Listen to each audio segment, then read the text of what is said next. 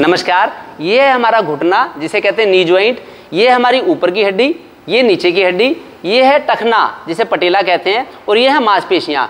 100 साल तक आपका घुटना ठीक रहेगा अगर ये जो 5 स्टेप मैं बता रहा हूँ अगर आप उनको फॉलो कर लें, और ये बड़े आसान भी हैं और बड़े ज़रूरी भी हैं, ये ज़रूर करें।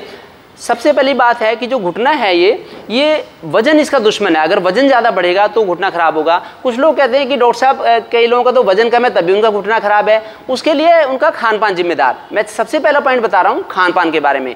अगर हम खाएंगे ज़्यादा नमक, ज़्यादा चीनी, ज़्यादा मैदा और ओमेगा 6 फैट जिसे ट्रांस फैट कहते हैं, उसके अलावा ज़्यादा राजमा, छोले, उड़द, ज़्यादा दूध, ज़्यादा दही, ये ज़्यादा वजन बढ़ाने को, वायु बढ़ाने को काम करते हैं। इसके बदले में सिंपल खाना होगा। अगर देखिए जैसे अगर किसी का पेट बढ़ रहा, वजन बढ़ रहा है, तो फिर घुटने कैसे संभाल पाएंगे? भगवान ने तो घुटने पतले से बनाए हैं, तो इसलिए ये ध्यान रखना होगा वजन कम करें। इसके बदले में ये सिंपल खाना खाएँ, जैसे कि मिस्सा आटा खाएँ, स्प्राउट हो गए, मिस्सा आटा हो गए, मौसम की हरी सब्जियाँ, फल हो गए मौसम के, छाछ ले सकते हैं, छाछ का उपयोग कर लें। बाकी कैल्शियम के लिए वंशलोचन है, ये ले सकते हैं, ये इस तरह से। उसके अलावा मेथी जैसे सुबह भिगो के रख दी आधी चम्मच, रात को शाम के खाने से आधा घंटा पहले ले लें, शाम को भी भिगो के रख दी, सुबह आधे घंटे पहले ले लें।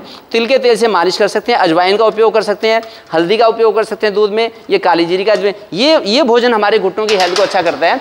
उसके अलावा मैं दूसरा पॉइंट आपको बताता हूँ कि हमारी पोस्चर भी, बैठने का तरीका भी ठीक होना चाहिए। जब हम बैठते हैं तो ऐसे पैरों को लटका के ना बैठे। जब भी लंबे टाइम तक बैठना होता है, चाहे डॉक्टर हो, चाहे इंजीनियर्स हो, चाहे आईटी प्रोफेशनल हो, ऑफिस का काम हो, तो ऐसे लंबे पैर लटका के ना बैठें। ये जो हमारा जॉइंट है, नी जॉइंट, ये हिप जॉइंट से थोड़ा सा ऊंचा रहना चाहिए। उसके लिए एक फट्टी 6 इंच की, 8 इंच की फट्टी ऐसे रख सकते हैं।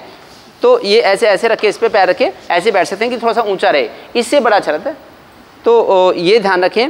और क्योंकि अगर ये हम नीचे लटका के बैठेंगे तो इसे रगड़ खाते रहती है, ये हड्डी इससे मांसपेशियाँ रगड़ खाती हैं, उससे हड्डियाँ वीक पड़ जाती हैं, कमज़ोर रहती हैं। और जो हम गलत खाते हैं, चीनी, नमक, मैदा, ये सब डिपॉजिट रहता है डिस्क में।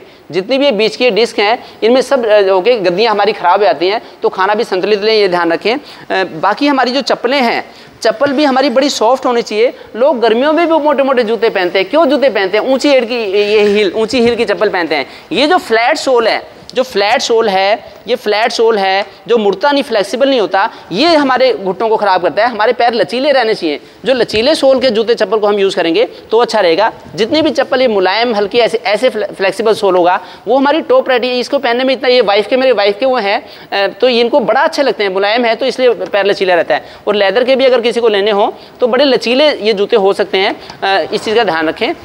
तो ये ध्यान रखना है। उसके अलावा मैं तीसरी चीज़ बताता हूँ कि सूरज की रोशनी अच्छी मिलनी चाहिए। सूरज की रोशनी अगर अच्छी मिलेगी तो उससे बड़ा अच्छा रहेगा। इस समय दुनिया की जो सबसे बड़ी एपिडेमिक है वो इसलिए है कि लोग सूरज की रोशनी नहीं लेते ज़्यादा, तो विटामिन डी की कमी रहती है। तो सूरज की रोशनी भी ऐसे लें कि 30% एरिया हमारा एक्सपोज हो। हमारी स्किन, अगर हमने सारे कपड़े, मोटे मोटे कपड़े पहन रखे हैं ऊपर से नीचे तक, कहाँ सूरज की रोशनी मिलेगी हमें, कहाँ एब्जॉर्ब हो पाएगी? तो ऐसे, क्योंकि खाली विटामिन डी वाले फूड से भी विटामिन डी पूरी नहीं मिलती, तो सूरज की रोशनी से हमें विटामिन डी मिलेगी, हमारी हड्डियाँ मजबूत होंगी, मांसपेशियाँ मजबूत होंगी।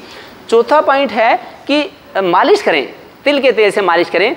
मालिश तो बचपन से लेके एंड तक पूरे 100-125 साल तक करनी चाहिए। मालिश का बड़ा फ़ायदा मिलता है। मेरे पापा मालिश भी करते हैं, देखिए 90 वर्ष के होने वाले हैं, तो बड़ी ही सूरज की रोशनी मिलती है। धोतियाँ, पहले ज़माने में धोती पहनते थे और लेडीज़ भी साड़ी पहनती थी, तो उससे बड़ा अच्छा कुछ एरियाज़ में धूप मिलती रहती थी, इससे अच्छा रहता था।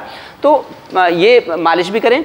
उसके अलावा जो सबसे इंपॉर्टेंट रामबाण है जो घुटनों के लिए, वो मैं आपको बताता हूँ। 4 एक्सरसाइज, ये 4 एक्सरसाइज हैं जो चारों मसल्स की, आगे वाली मसल्स, बीच वाली, बाहर वाली मसल, पीछे की मसल, सबको ठीक रखेंगी। ये तो बड़ी ही इफेक्टिव है और ये तो ऑफिस में भी कर सकते हैं। बच्चा स्कूल में बैठा है तो स्कूल में भी कर सकते हैं। तो इसमें एक तो पहली एक्सरसाइज ऐसे प्यार से ऐसे करके घुटने को ऊपर उठा के रखना है। हमें जितना ऊपर हम साध के रख सकते हैं, 1 2 3 4 ऐसे 10 तक की काउंटिंग करनी है हमें। फिर इस पैर को करेंगे हम, ऐसा हम एक पैर को 10-10 बार ये करेंगे। इससे हमारी ये वाली मांसपेशी मजबूत बनती है, स्ट्रॉन्ग बन जाती है, और उससे ये साध के रखेगी, जॉइंट को साध के रखेगी अच्छे तरह से।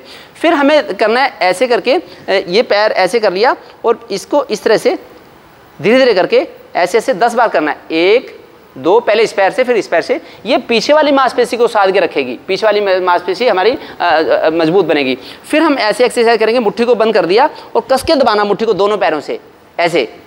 फिर काउंटिंग करने, 1 2 3 ये, इससे बीच वाली मांसपेशी सदी हुई रहेगी। फिर हम ऐसे साइडों पे से जोर लगाएंगे, घुटनों को अंदर दबाएंगे और घुटनों का बाहर की तरफ ऐसे बैठे हैं। बस आपको तो ये करना है कि मेरे घुटने ठीक रहें, चाहे मैं ऑफिस में बैठ के जब खाली है जब भी आप कर सकते हैं, बस आपको ध्यान रखना है, उसके लिए कॉन्शियस रहना है। ऐसे करके 10 तक की काउंटिंग करेंगे। ये सारी चारों एक्सरसाइज आपको 10-10 बार करनी है, 4 × 10।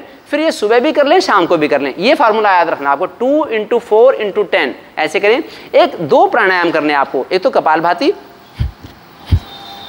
ये अंदर की मसल की अंदर क्लींजिंग करेगा, अंदर मसल्स हमारी जो टॉक्सिन्स इकट्ठे हुए हैं बॉडी के उनको वॉश आउट करेगा और हमारे अननेसेसरी वेट को वॉश आउट कर देगा ऐसे। और एक अनुलोम विलोम प्राणायाम जो बॉडी के टॉक्सिन्स को रिमूव करेगा।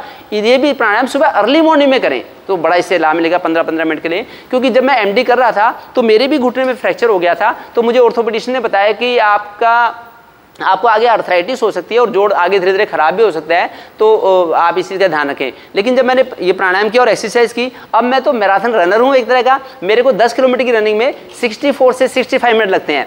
तो ऐसे ही इतनी बॉडी की फिजिक मेरी इतनी अच्छी हो गई है। तो आप ये करेंगे और ये मैसेज सबको दें, ये सबको जितना आप सब लोगों को ये मैसेज देंगे सब लोग पॉजिटिव रहेंगे। क्योंकि हमारे घर तो राजीव दीक्षित जी आए थे, तो मेरा एक्सपर्टाइज है कि लाइफस्टाइल को ठीक करके हम ठीक कैसे रह सकते हैं। और डिफरेंट सेशन मैंने किए हैं, हर बीमारी को हम लाइफस्टाइल से कैसे ठीक कर सकते हैं, वो मेरे यूट्यूब चैनल पर मैंने इस चीज़ के बारे में बताया है। तो ये भी आप विजिट करें। Thank you.